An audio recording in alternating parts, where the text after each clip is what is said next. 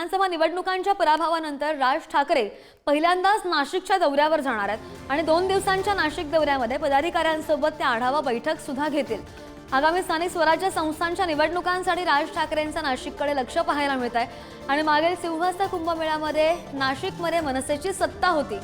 आगामी सिंहस्थ कुंभमेळ्याच्या पार्श्वभूमीवर मनपा निवडणुकीमध्ये मनसे काय रणनीती आखते ते सुद्धा पाहणं महत्त्वाचं असेल।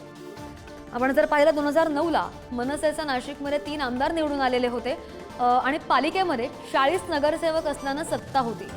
सत्तेच्या काळामध्ये 2 महापौर झाले, मात्र 10 वर्षांपूर्वी असलेला मनसेचा नाशिकचा बालेकिल्ला ढासळल्याचं सुद्धा पाहायला मिळालं।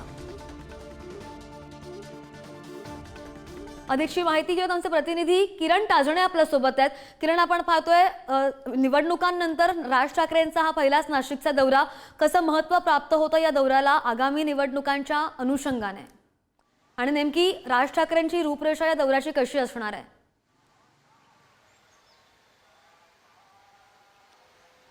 श्रद्धा, खरं तर आपल्याला माहिती आहे की विधानसभा निवडणुकीचा निकाल लागल्यानंतर त्यामध्ये राज ठाकरे यांच्या पक्षाच्या अनेक उमेदवारांना मोठी धक्का या निमित्तानं बसलेला आहे।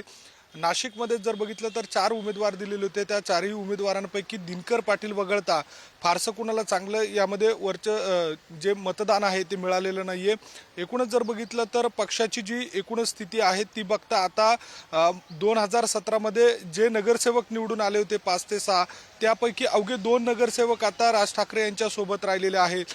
मागील काळामध्ये ज्या पद्धतीनं अनेक नेते जे राज ठाकरे यांची साथ सोडून इतर पक्षांमध्ये गेले, कोण ठाकरेंच्या शिवसेनेत गेलं तर कोण भाजपमध्ये गेलं, कोण शिंदेच्या शिवसेनेत गेलं, त्यामुळे एकूणच राज ठाकरे यांच्या काळामध्ये मागील काळामध्ये साधारणपणे 2009ला नाशिकमध्ये एक मोठी संधी राज ठाकरे यांच्या पक्षाला मिळालेली होती। 3 आमदार नाशिककरांनी दिलेले होते, सोबतच नाशिक महानगरपालिकेची सत्ता देखील दिलेली होती आणि अशा सर्व परिस्थितीमध्ये ही सत्ता टिकून ठेवण्यामध्ये राज ठाकरे यांना यश आलेलं नाहीये।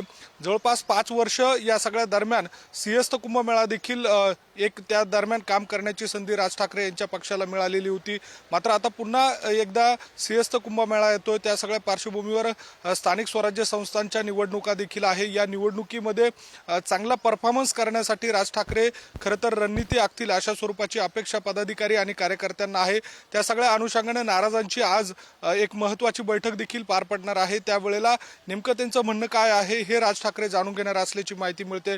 सोबतच जे प्रमुख पदाधिकारी आहेत, कोर कमिटी आहे, मात्र काय कानमंत्र देतात पदाधिकाऱ्यांना आणि काय त्यांची स्ट्रॅटेजी असेल ते सुद्धा पाहणं महत्त्वाचं असेल। किरण, धन्यवाद दिलेल्या माहितीसाठी।